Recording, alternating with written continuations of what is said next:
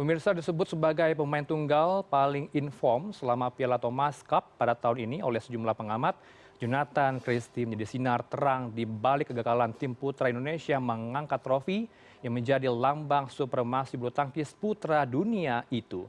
Jika Piala Thomas 2024 dianggap sebagai mata ujian akhir untuk lulusan bakal tampil bagusnya seorang atlet dalam Olimpiade Paris 2024, maka Jojo adalah peserta ujian yang lulus dengan nilai sangat tinggi. Bergabung sore ini untuk membahasnya ada Bung Daryadi, pengamat bulu tangkis. Selamat sore Bung Daryadi, apa kabar Anda? Ya, selamat sore Mas Heranov. Ya, kalau Anda melihat asa Indonesia ini terjaga begitu ya Bung, berkat Jonathan Christie, pandangan Anda seperti apa? Ya, memang Indonesia gagal untuk Hmm. bisa membawa pulang kembali Piala Thomas yang direbut Hmm. India Hmm. 2 tahun lalu di Bangkok. Namun ada catatan bahwa penampilan Jonathan Christie memang luar biasa. Dia tampil tidak terkalahkan sampai di partai terakhir di babak final ketika dia mengalahkan Lee Si Feng. Hmm. Harus diakui memang ini adalah satu fenomena yang tersendiri buat seorang Jonathan Christie.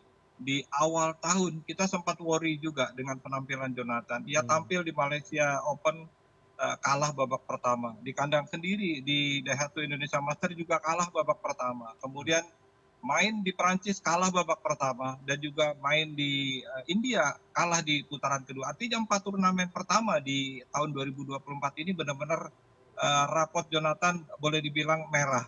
Hmm. Tapi titik baliknya ada ketika tampil di ajang All England di pertengahan Maret yang lalu. Hmm. Setelah pekan sebelumnya ia gagal mempertahankan gelar di Prancis terbuka dan Jojo berhasil menjadi juara di ajang All England untuk pertama kalinya. Ini Hmm. adalah turnamen Super 1000 dengan hadiah total poinnya adalah 12.000 poin dan yang dia kalahkan adalah rekannya sendiri Anthony Sinisuka Ginting. Hmm. Dan eh, kejayaan Jojo bukan hanya di All England tapi di kejuaraan Asia juga Hmm. ia sukses menjadi juara dengan mengalahkan Lee Si Feng di babak final Hmm. dan juga Siuki sebelumnya di semifinal dan juga mendapatkan 12.000 poin. Hmm. Sehingga peringkatnya yang tadinya berada di peringkat posisi 6 langsung melonjak ke posisi ketiga di bawah Victor Excelsen dan di bawah Siuki yang ada di peringkat 2. Hmm. Saya kira memang konsistensi inilah yang dipertahankan Jojo sejak bulan Maret lalu hingga tampil di ajang Piala Thomas.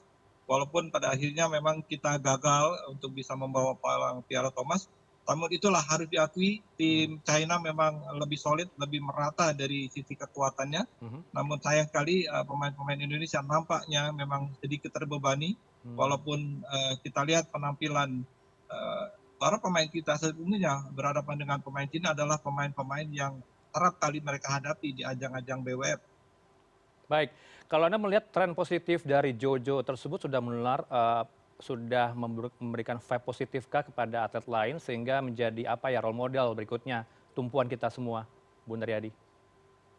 Ya, pastinya harapan kita terdekat adalah 2 bulan lagi akan berlangsung yang namanya ajang Olimpiade. Hmm. Ini adalah event 4 tahun sekali yang akan berlangsung akhir Juli hingga awal Agustus mendatang. Hmm. Dan tentunya kita akan diwakili nanti oleh Ginting dan Jojo di nomor tunggal, kemudian tunggal putra, di tunggal putri wakil kita Gregoria Mariska Tunjung, Hmm. di ganda putra ada Fajar Rian, di ganda putri ada Apri Fadia, Hmm. kemudian di ganda campuran ada Rino Pita. Artinya inilah wakil-wakil kita yang akan nanti menjadi duta Indonesia di ajang Olimpiade Paris 2024.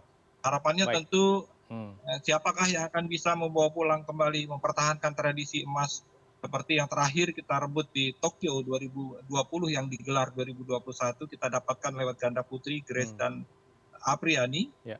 Harapannya memang kalau melihat rekam jejaknya memang Jonathan adalah yang paling konsisten sejauh ini Hmm. dan mudah-mudahan dia tetap bisa tampil konsisten karena memang persaingan di tunggal putra demikian merata.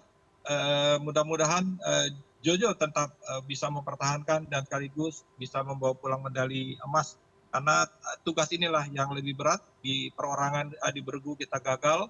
Mudah-mudahan juga di perorangan bisa lebih baik lagi tentunya Mas Heranov. Baik, kalau kita lihat juga pemain Gregoria ya kemarin ini juga mendapatkan tren positif gitu kalau kita lihat gitu meskipun kalah dari China Ya, begitu ya Bung Daryadi. Apa yang bisa betul. Anda lihat dari sosok Gregoria ini, apakah juga ada kemungkinan besar mendapatkan kemenangan nanti di Olimpiade Paris? Ya, Grego yang saya ikuti penampilan dia sejak junior menjadi Hmm. juara dunia junior di Yogyakarta tahun 2017. Memang di awal-awal tahun 2019 sampai dengan 2021, ia Hmm. kerap kali menjadi bulan-bulanan ketika berhadapan dengan pemain sekelas Chen Yufei, Tai Hmm. Tzu-ying, Akane Yamaguchi, An Se-young, Hmm. ataupun Ratchanok Intanon, Carolina Marin, ataupun juga Pusarla Sindhu. Hmm. Namun titik baliknya sudah dimulai ketika mulai dari tahun 2022, Georgie yang notabene adalah juara dunia junior tahun 2017 mulai kita lihat grafiknya semakin meningkat, Hmm. satu persatu lawan sudah mulai yang selama beberapa tahun lalu mengalahkan dia, sudah balik dia kalahkan. Akane sudah dia kalahkan, Chen Yuki juga pernah dia kalahkan, Hmm. kemudian juga terakhir kan Akane juga kalah, bahkan Intanon yang 8 kali selalu mengalahkan Gregoria, kemarin di ajang Piala Uber juga berhasil dia kalahkan untuk pertama kalinya. Baik. Dan memang ketika di final, Hmm. Grego masih belum berhasil mengalahkan Chen Yufei, namun dengan kualitas permainan yang semakin membaik, kita harapkan memang Grego paling tidak mudah-mudahan masih bisa tembus-tembus di semifinal.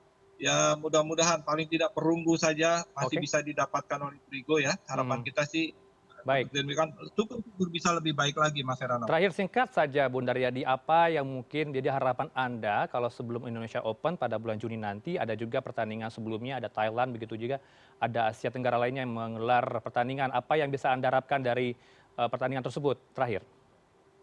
Ya, saya kira memang ini kan jadwal demikian padat, Hmm. istirahat 1 pekan sudah berlangsung, kemudian ada ajang Thailand, susul Malaysia, Hmm. kemudian Singapura, Indonesia Open, dan Australia. Artinya 5 pekan Oke. beruntun akan bertarung kembali. Yang pasti Oke. pemain-pemain yang akan tampil di Olimpiade tentunya harus berhati-hati. Hmm. Mereka harus pandai memilih, pastinya pelatih akan bisa memilah turnamen mana yang harus mereka ikuti Baik. agar resiko tidak terjadi cedera tentunya Mas Heranov. Baik, kita harapkan yang terbaik untuk masa depan bulu tangkis kita menjelang Olimpiade Paris. Ada ajang-ajang lainnya menanti, begitu ya Bung Daryadi. Terima kasih selaku pengamat bulu tangkis bersama kami di Newsroom. Selamat malam. Assalamualaikum. Waalaikumsalam Mas Heranov.